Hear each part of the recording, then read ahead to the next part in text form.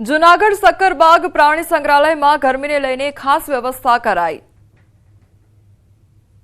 જૂનાગઢ સક્કરબાગ પ્રાણી સંગ્રહાલયમાં ઉનાળાની ગરમીને ધ્યાનમાં લઈને ખાસ વ્યવસ્થા કરવામાં આવી છે। સક્કરબાગ પ્રાણી સંગ્રહાલયમાં ઉનાળાની કાળઝાળ ગરમીને ધ્યાનમાં લઈ તૃણાહારી પ્રાણીઓ માટે 2000 કિલો ઘાસ તો પક્ષીઓ માટે ખાસ 500 કિલો ફ્રૂટ્સની વ્યવસ્થા કરાઈ તેમજ તેમના પાંજરાઓ ઉપર નેટ લગાડવામાં આવી છે। જ્યારે સરીસૃપ પ્રાણીઓ માટે ફોગર્સની વ્યવસ્થા થઈ છે।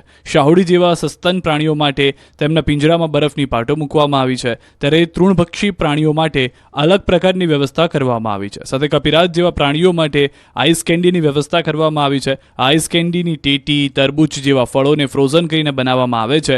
વાઘ, રીંછ જેવા પ્રાણીઓ કે જેઓ ઠંડી વધારે પસંદ કરતા હોય છે તેમના પાંજરામાં રહેલા પાણીના કુંડામાં પણ બરફની પાટો નાખવામાં આવી છે। પ્રવાસીઓ માટે પણ ગરમીથી રાહત માટે રસ્તા પર લીલી નેટ પાથરવામાં આવી છે તેમજ પ્રવાસીઓ માટે પીવાના ઠંડા પાણીની પણ વ્યવસ્થા કરવામાં આવી છે।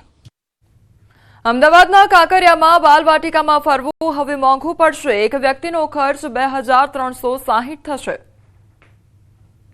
અમદાવાદ વાસીઓને કાંકરિયા લેક ફ્રન્ટ પર બાલવાટિકામાં ફરવું હવે મોંઘું પડશે। બધી રાઇડ્સમાં બેસીને ફરવું હોય તો એક વ્યક્તિ 2360 રૂપિયા ખર્ચવા પડશે। જો કે અમદાવાદના કાંકરિયા લેક ફ્રન્ટ ખાતે આવેલું બાલવાટિકા બાળકો અને પરિવારો માટે લોકપ્રિય મનોરંજન સ્થળ હવે નવા રંગરૂપમાં જોવા મળશે।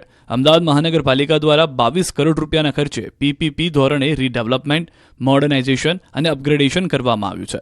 બાલવાટિકામાં 22 નવી અને આકર્ષક એક્ટિવિટીઝ ઉમેરવામાં આવી છે। આ સાથે બાલવાટિકાની એન્ટ્રી ફીમાં પણ વધારો કરવામાં આવ્યો છે, જે હવે 50 રૂપિયા નક્કી કરાય છે, જ્યારે વિવિધ એક્ટિવિટીઝની ટિકિટના દર 60 રૂપિયાથી 450 રૂપિયા સુધી રહેશે।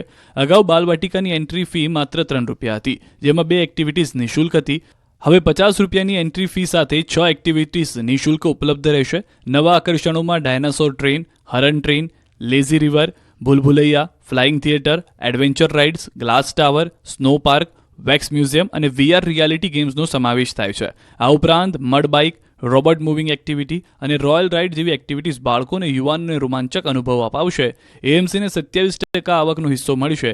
આ નવી સુવિધાઓ અને આકર્ષણો બાલવાટિકાના ગુજરાતના